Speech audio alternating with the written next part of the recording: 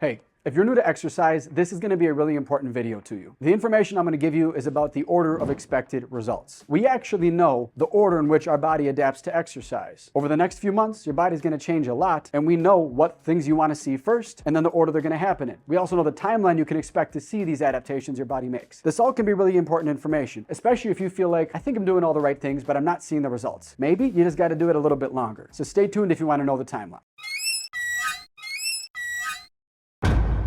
I want to preface that these timelines I'm about to give you are averages. You might see the results sooner. It might take a little bit longer for you. In general, these are the expected order and the expected timeline of what results you'll see from a consistent and effective workout routine. If you are doing all of exercise, meaning if you are doing flexibility training, you're doing strength training, you're doing cardio training, this is the order of expected results. Let's start with number one. All right, so the first adaptation your body makes is actually flexibility. You could see this within your first workout. It's important to understand that the flexibility you're seeing in the beginning is more of a neurological change. The morphological change, which is kind of how the muscle is shaped differently, it gets longer, the soft connective tissues also get longer. That doesn't happen until later. The neurological change can happen within the first workout. This is basically why a warm-up matters, especially in the beginning of your workout journey. The way you warm up by doing the correct flexibility training can impact the way your movement happens throughout the rest of the workout. Let's say you typically have tight hamstrings and you spend some time warming up the hamstrings and getting them more flexible.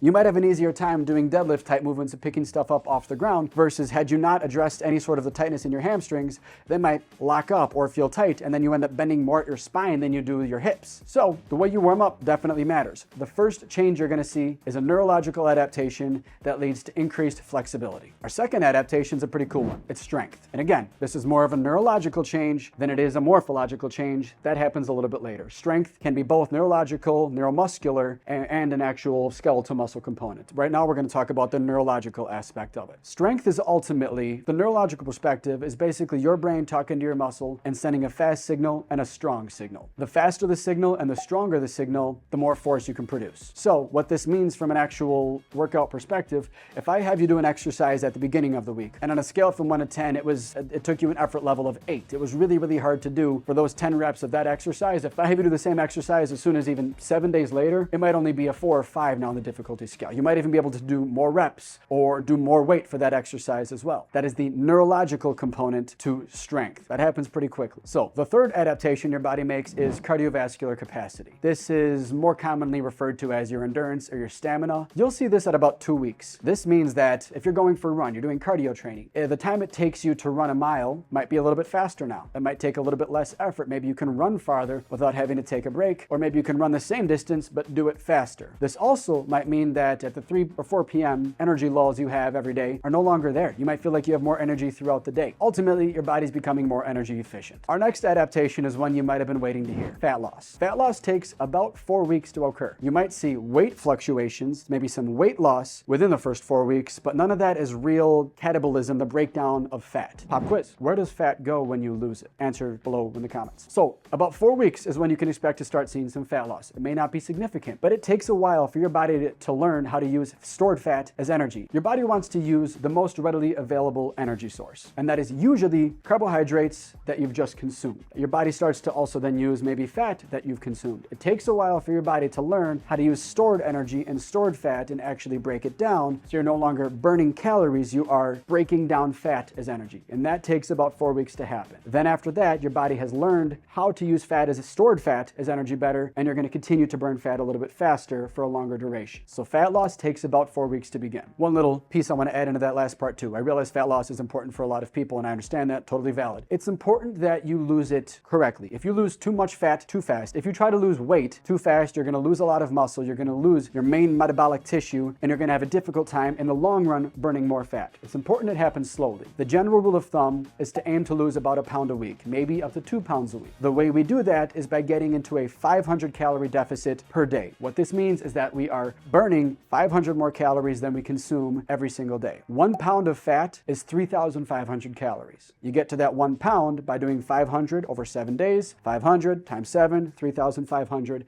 That leads to about 1 pound loss per week. Generally, when we lose weight, it's almost impossible to lose 100% fat and 0 muscle. But the goal is to lose the least amount of muscle possible, maintain the most amount of muscle possible while losing the most fat. The safest way to do that is to try to lose weight slowly. So I cannot stress it enough. Do not starve yourself. Do not try to burn 1 million calories a day. You might see a lot of results up front. Long term, you're probably going to put on a lot more of that fat back on than you would intend, or the results are going to get way slower than you want them to. In general, if it happens fast, it's not going to last. All right, adaptation number 5. This one takes the longest, and it's really, really important that you try to achieve this one. It's muscle hypertrophy. It's building muscle. This doesn't mean that you're going to get jacked by accident. You're not just going to get ripped overnight, especially when you hear how long it takes to start to build muscle. It's 5 months. On average, it takes 20 weeks for your body to start to build muscle. That is a long time. That could make or break many people's fitness journeys. They've been doing it for 3 months and they're like, I'm not seeing any results. I'm not building muscle. You just got to keep going a little bit longer. This also is important to understand that you don't want to change everything all at once. If you keep changing the way you exercise because you feel like you're not seeing results, your body might just not have had enough time to adapt. Here's why building muscle takes so long. When you start exercising, your body needs to store up protein. We call this muscle stored protein. There's a certain amount, there's a threshold, basically a bucket you need to fill before you can utilize that protein to build more muscle. Once your buckets are full, all the excess protein that we have in our muscles or in our body gets utilized to build muscle. So it's basically a threshold you need to meet. And it takes about 20 weeks for the muscle stored protein to hit a certain threshold that you can use it for protein synthesis to then build muscle. I took a recent certification course and they said that muscle hypertrophy could happen as soon as 8 weeks. When I was in school, we learned it took 20 weeks. I'm going to give you that range. It could happen anywhere between 8 and 20 weeks then. I'm expecting no more of the long term, about 20 weeks for muscle to start building. This is really important. Muscle is your metabolic tissue. Having more muscle is going to impact your ability to burn more fat. It's going to impact your ability to store oxygen for energy. Your cardiovascular capacity could change. This would impact more so your VO2 max now. There's a lot of other components that happen and beneficial things that happen at this 5-month mark. Also, I mentioned earlier that the flexibility component was neurological and the strength component was neurological. This is now where those morphological changes start to happen. Your muscles might start getting physically longer. Your muscles start getting physically stronger. The morphological changes, those physiological adaptations of muscle building that present as flexibility and strength begin at the same time as you building muscle. This is when your body really begins to change. If I could give you any tip, it is stick with fitness, a consistent routine for at least 5 months. If you're still not seeing results after 5 months, maybe it's time to consult a professional and get additional help or change something else, but it takes a real solid 5 months to get most of the results you're going to want. Okay, so for some additional thoughts, there's a gym term that's thrown around a lot called your genetic potential. This is basically the maximum amount of results that your body could possibly see